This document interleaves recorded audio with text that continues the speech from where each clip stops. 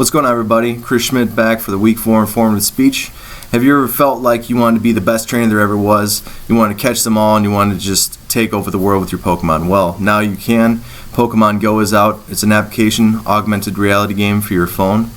You can basically catch Pokemon through your camera in the real world, which is kind of a really cool new thing that they've done. I've seen a couple of games like this in the previous years, but nothing that adds up to this. So, to tell you the truth, I've always loved Pokemon my entire life, so when I saw this game was coming out, I was super excited.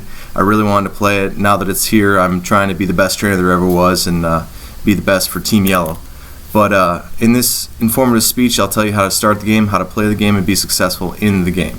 So first, starting off, you have to create an email so you can log into the game itself. Either use your Gmail account or make a Pokemon trainer account. Log into the game. It's going to prompt you to make your first character. Now your character can either be female, you can be male, you can change the clothing, the hairstyle, anything you want to be to personalize your personal trainer. Secondly, you'll be thrown into the game and then it'll give you a tutorial about how to catch your first Pokemon. Now catching your first Pokemon, there's the first three there ever was in the Pokemon game, which is Charmander, Bulbasaur, and Squirtle. Now you can choose to catch one of these Pokemon.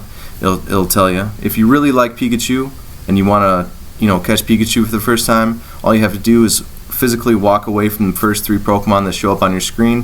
Pikachu will pop up and you'll be able to actually catch him and use him as your first starter Pokemon. Now as you start off, after you catch your first Pokemon, it'll prompt you to go to your first Pokestop, which is a square box that is turned to look like a diamond. And you get basically free Pokeballs from there, free revives, free potions, everything like that. And they're all over the place. Now, you don't have to do this right off the bat if there's not one close to you. You can start catching Pokemon right away with the Pokeballs you have and just start walking around looking for Pokemon.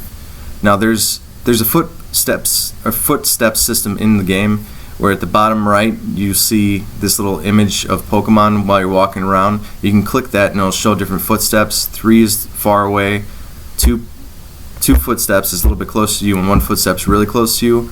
And then when there's no footsteps, it'll pop up on your screen around where you are in the real world. Now, this is kind of broken at the moment. They need to fix it, but it's okay. It's a great implementation to the game, and it helps you really look for Pokemon and just find them.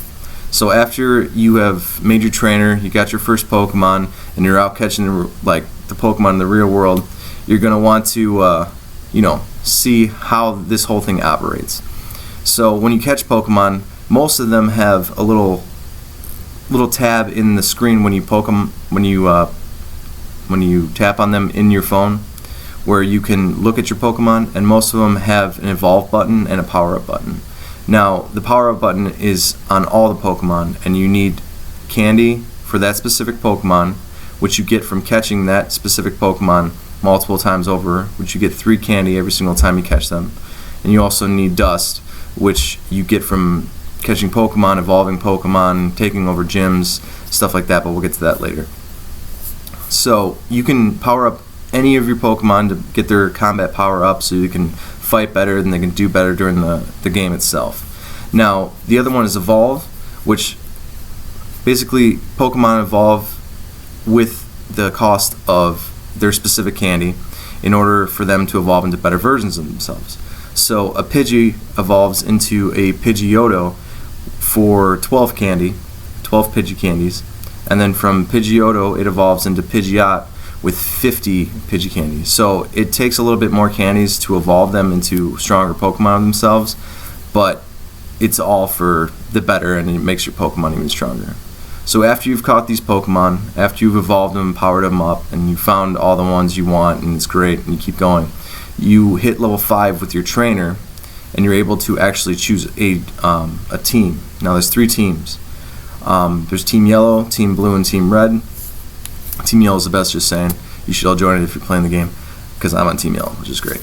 But once you choose a team by clicking on a gym on your viewpoint, which look like big pedestals with Pokemon on top of them, you don't need to be near them. You just need to find them on your screen, click it, and it'll prompt you to join a team.